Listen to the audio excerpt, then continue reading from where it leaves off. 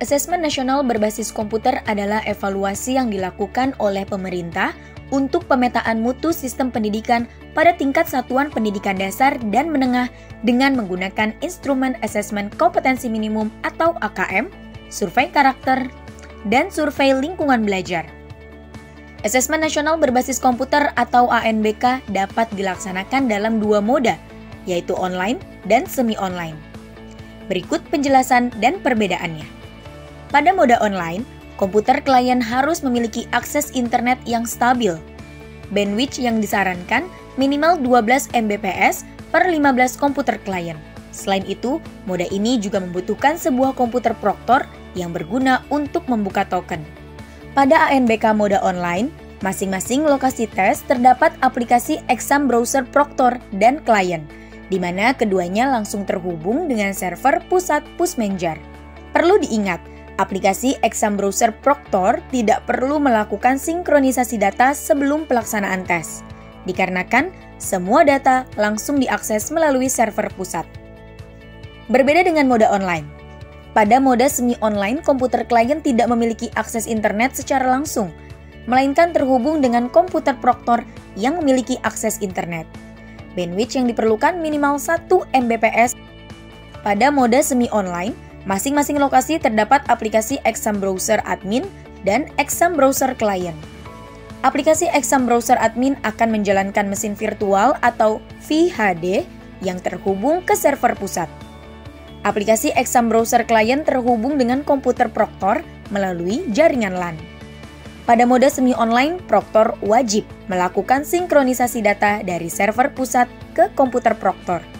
Berikut perbedaan metode ANBK daring dan semi-daring.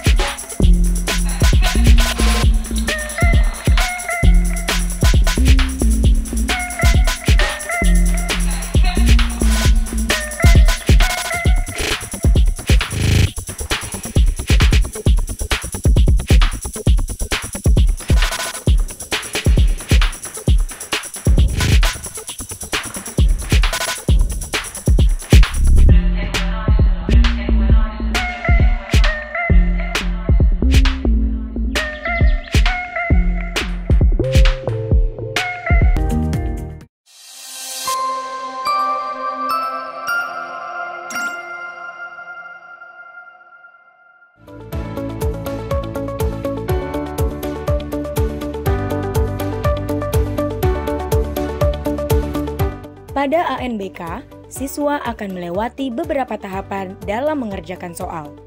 Apa saja tahapan tersebut? Laman login. Pada laman ini, peserta wajib memasukkan username dan password yang didapat dari laman anbk.kemdikbud www.go.id. Pastikan username dan password sudah sesuai. Setelah login, pastikan peserta membaca petunjuk pengerjaan soal secara seksama yang ada di kolom sebelah kiri. Setelah itu, peserta diminta untuk memasukkan nama, tanggal lahir, dan token pada kolom konfirmasi data peserta. Untuk ANBK dengan sistem online, token akan muncul pada pojok kiri atas. Sedangkan pada sistem semi daring, token tidak akan muncul. Kode token didapatkan melalui proktor. Selanjutnya, peserta tes menekan tombol Submit untuk menuju halaman konfirmasi tes. Pada halaman ini terdapat informasi nama tes, status tes, waktu tes, alokasi waktu tes yang akan dikerjakan. Klik tombol Mulai untuk mengerjakan tes. Dalam halaman tes, terdapat beberapa tombol navigasi yang memiliki fungsi berbeda-beda. 1. Username. Pada bagian pojok kanan atas terdapat informasi username peserta yang sedang mengerjakan soal. 2. Nomor soal. Menjelaskan posisi soal yang sedang ditampilkan. 3. Pengaturan ukuran tulisan. Bagian ini digunakan untuk mengubah ukuran tulisan soal, di mana diberikan 3 pilihan, yaitu kecil, sedang, dan besar. 4. Sisa waktu pengerjaan adalah menunjukkan sisa waktu yang dimiliki oleh peserta tes dalam satuan jam dan menit. 5. Daftar soal. Menunjukkan daftar nomor soal. 6. Tampilan soal. Bagian ini digunakan untuk menampilkan soal yang terdiri dari wacana atau stimulus, pertanyaan, serta pilihan atau isian jawaban. 7. Tombol sebelumnya. Merupakan tombol untuk melihat soal sebelumnya. 8. Tombol ragu-ragu. Tombol ini digunakan untuk menandai suatu jawaban pada nomor soal yang dianggap ragu-ragu. 9. Tombol berikutnya. Merupakan tombol untuk melihat soal berikutnya. Pada soal nomor dan stage terakhir tombol akan berubah menjadi tombol selesai. Pada setiap tes literasi dan numerasi ANBK, peserta akan melalui 3 tingkatan, di mana pada tingkatan pertama akan diberikan soal yang tingkat sedang. Kemudian pada tingkatan berikutnya, aplikasi akan menentukan jenis tingkatan sesuai dengan kemampuan peserta tes pada tingkatan sebelumnya. Jika dalam menjawab soal lebih besar sama dengan 50% yang benar, maka pada stage berikutnya akan diberikan soal ke tingkat yang lebih tinggi. Sebaliknya, jika jawaban benar kurang dari 50%, maka akan diberikan soal ke tingkat yang lebih rendah. Pada stage pertama ini, peserta akan diberikan sebanyak 10 sampai 12 soal, tergantung pada jenjang pendidikan peserta tes. Setiap akan berpindah stage, akan muncul pop-up konfirmasi pindah stage. Jika peserta sudah masuk ke stage kedua, maka peserta tes tidak bisa lagi melihat soal pada stage pertama. Peserta hanya bisa mengerjakan soal pada stage kedua tersebut. Nomor soal pada stage ini adalah lanjutan nomor soal dari stage pertama. Bila peserta ANBK membuka daftar soal, akan terlihat 3 jenis warna yang memiliki arti berbeda-beda, yaitu putih, berarti peserta belum menjawab soal tersebut. Biru, menandakan posisi peserta berada pada nomor soal tersebut. Hitam, menandakan siswa sudah mengisi jawaban tersebut. Kuning, menandakan bahwa peserta mencentang tombol ragu-ragu. Jika peserta sudah masuk ke stage ketiga, maka peserta tes tidak dapat melihat soal pada stage pertama dan kedua. Peserta hanya bisa mengerjakan soal pada stage ketiga. Nomor soal pada stage ini adalah lanjutan dari nomor soal di stage pertama dan kedua. Pada stage ini, di nomor terakhir terdapat tombol selesai. Jika peserta menekan tombol selesai, maka akan muncul notifikasi untuk mengakhiri tes sebanyak 3 kali. Apabila terdapat yang masih ditandai ragu-ragu, maka akan muncul konfirmasi jawaban ragu-ragu. Peserta harus menghilangkan centang pada jawaban ragu-ragu sebelum menyelesaikan tes. Setelah menyelesaikan tes literasi dan numerasi, peserta ANBK akan diminta untuk mengerjakan subtes yang pertama. Pada halaman ini ditampilkan keterangan subtes berikutnya. Pada tombol mulai, akan ditampilkan waktu tunggu selama 60 detik untuk dapat melanjutkan tes berikutnya. ditandai dengan perubahan warna tombol mulai menjadi biru. Pada saat tes kedua, peserta mengerjakan soal angket menggunakan mekanisme CBT. Dalam proses ini tidak ada penilaian salah atau benar. Setelah peserta menyelesaikan seluruh stage, akan muncul konfirmasi sebanyak 3 kali untuk menyelesaikan tes. Setelah peserta menyelesaikan tes, maka akan ditampilkan konfirmasi untuk kembali ke halaman login.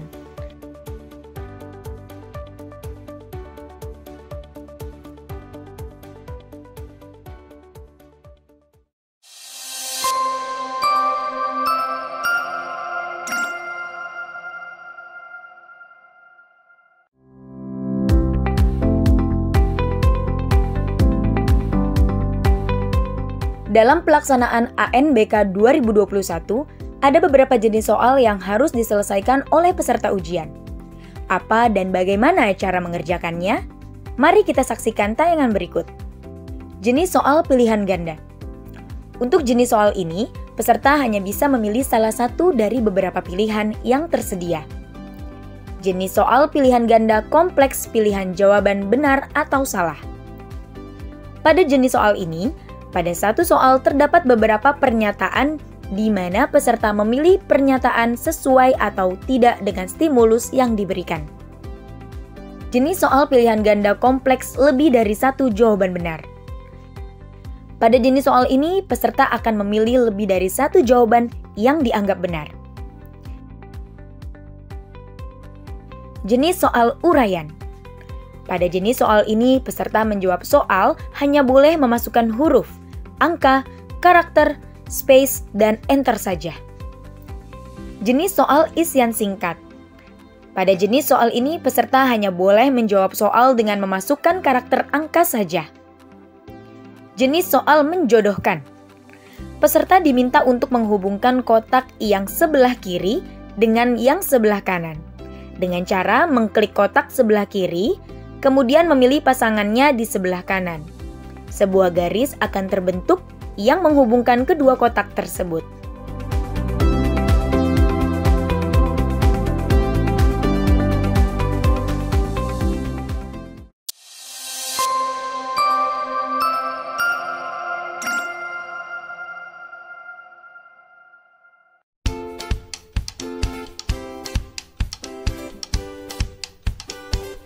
Penjelasan tentang aplikasi VirtualBox dan fungsi VirtualBox dalam pelaksanaan ANBK mode semi online. VirtualBox merupakan aplikasi open source yang berfungsi untuk menjalankan atau membuat virtual Windows. Aplikasi ini bisa di-download di website resminya. Aplikasi VirtualBox merupakan aplikasi yang wajib diinstal pada PC Proktor untuk ANBK mode semi online. Pemberian nama pada mesin virtual bersifat bebas, dengan catatan tidak ada spasi atau jarak. Untuk tipe, pilih Microsoft Windows dan version Windows 2012 64-bit. Pastikan PC Proktor sudah terdapat Windows 64-bit. Pembagian memori pada virtual minimal 4 GB atau setengah dari kapasitas RAM fisik. Pastikan pemberian RAM pada mesin virtual tidak boleh melebihi garis warna hijau. Pilih Use and Existing untuk mencari lokasi penyimpanan VHD. Klik Add untuk mencari lokasi file VHD yang disimpan. Pilih VHD yang akan di-add, kemudian klik Open. Pastikan VHD yang di-add merupakan VHD untuk pelaksanaan ANBK 2021. Kemudian klik Choose. Setelah yakin sudah benar dengan VHD yang dipilih, klik tombol Create untuk tahap terakhir pembuatan mesin virtual. Pada Windows VirtualBox akan muncul nama virtual mesin yang sudah kita buat. Bapak Ibu Proktor, berikut adalah langkah-langkah melakukan setting pada mesin virtual yang telah kita buat. Klik tombol Setting pada mesin virtual yang sudah kita buat. Kemudian pilih bagian Sistem dan pilih tab Prosesor. Naikkan jumlah core atau CPU menjadi minimal 2 atau lebih. Pastikan core tidak melebihi garis warna hijau. Pada bagian Network atau jaringan, pilih tab Adapter 1. Kemudian pilih bridge adapter. Untuk name NIC, pilih yang terhubung pada jaringan lokal atau klien dengan IP 192.168.0.xxx. IP statik dari Proctor atau klien tidak boleh menggunakan angka 0.200, bukan yang terhubung dengan internet. Bagian ini sangat penting. Jika salah pilih pada bagian nama NIC di adapter 1 ini, Proctor tidak akan bisa masuk ke halaman CBT Sync Web. Pada adapter 2, checklist enable, kemudian pilih NAT pada adapter 2 ini, supaya VHD mendapatkan akses koneksi internet dari host atau PC. Jika sudah benar pengaturannya, klik tombol OK untuk menyimpan dan kembali ke Windows VirtualBox.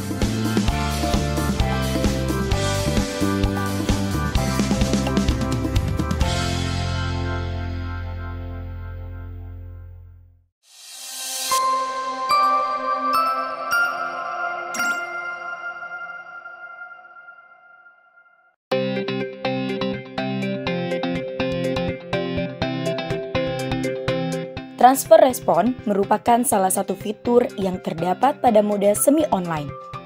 Fitur ini berfungsi sebagai alternatif untuk melanjutkan tes.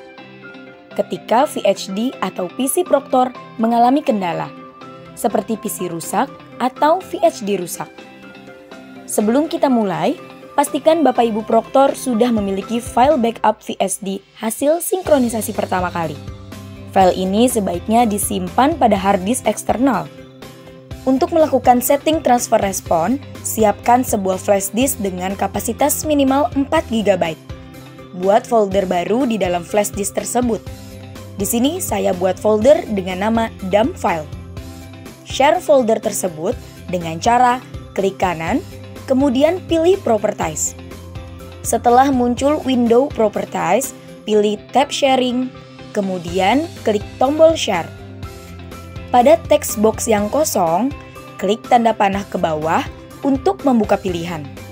Pilih option Everyone, setelah itu klik tombol Add di sebelah kanan dialog box. Icon Everyone akan muncul pada box di bagian bawah. Langkah selanjutnya adalah merubah permission level Everyone di sebelah kanan.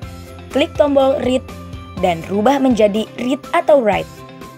Setelah itu, klik tombol Share di bagian kanan bawah window. Bila muncul notifikasi, pilih tombol Yes. Setelah Anda klik tombol Share, tampilan window akan berubah. Perhatikan pada bagian kiri atas window tersebut. Bila Anda telah berhasil melakukan sharing folder, akan muncul tulisan Your folder is shared. Setelah itu, pilih tombol Done di bagian bawah window. Kemudian pilih tombol Close pada window Properties folder. Langkah selanjutnya adalah buka aplikasi CBT Sync Admin. Masukkan password ID Proctor, kemudian pilih Login. Disarankan untuk membuka Exam Browser Admin dalam mode Normal View untuk memudahkan proses copy paste. Setelah login, pilih menu status tes yang terdapat pada sebelah kiri layar. Pada tampilan layar status tes akan diinformasikan bahwa transfer response tidak valid. Hal ini akan mengakibatkan ujian tidak bisa dilaksanakan. Penting untuk diingat bahwa menu transfer response hanya muncul dan bisa disetting dalam kondisi aktif.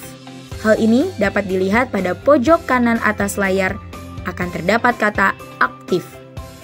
Bapak Ibu Proctor, langkah selanjutnya adalah pilih menu transfer response pada bagian kiri bawah layar. Pada layar transfer response, ada 4 text box yang harus Bapak Ibu isi. Yang pertama, folder dump, kemudian username, lalu password, dan server IP. Yang pertama, text box folder dump. Pada text box ini, Bapak Ibu harus mengisi alamat IP server lokal dan nama folder yang sudah kita sharing sebelumnya. Pastikan nama folder yang dimasukkan sesuai dan tidak ada perbedaan penulisan. Untuk lebih memudahkan, Bapak Ibu Proctor bisa melakukan copy paste dalam mengisi nama folder tersebut. Text box yang kedua adalah username. Yang diminta di sini adalah username untuk login pada komputer bukan aplikasi. Pastikan penulisan username sesuai dan tidak ada perbedaan penulisan. Text box yang ketiga adalah password. Password yang diminta adalah password untuk login ke komputer, bukan aplikasi. Semua komputer Proctor harus memiliki password. Text box yang terakhir adalah server IP. Masukkan alamat IP server lokal, bukan server yang terhubung dengan internet. Bapak Ibu bisa copy paste dari text box folder dump sebelumnya.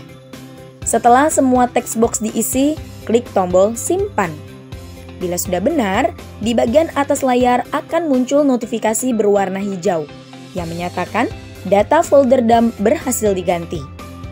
Lakukan pengecekan ulang pada folder yang telah kita buat dan sharing pada awal melakukan setting transfer respon atau pada folder yang kita tulis pada text box folder dump.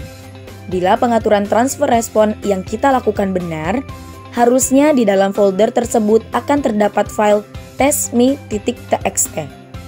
Pada saat pelaksanaan tes, pada folder ini akan masuk file txt yang jumlahnya sama dengan jumlah peserta yang melakukan ujian di ruangan tersebut pada hari itu. Bapak Ibu Proctor, sekarang kita kembali pada aplikasi Exam Browser Admin. Pilih tombol status tes pada bagian kiri layar. Bila setting transfer respon berhasil, tampilan layar status tes akan berubah seperti ini. Di sini, Bapak Ibu Proctor bisa memilih dan mengganti daftar tes dan kelompok tes.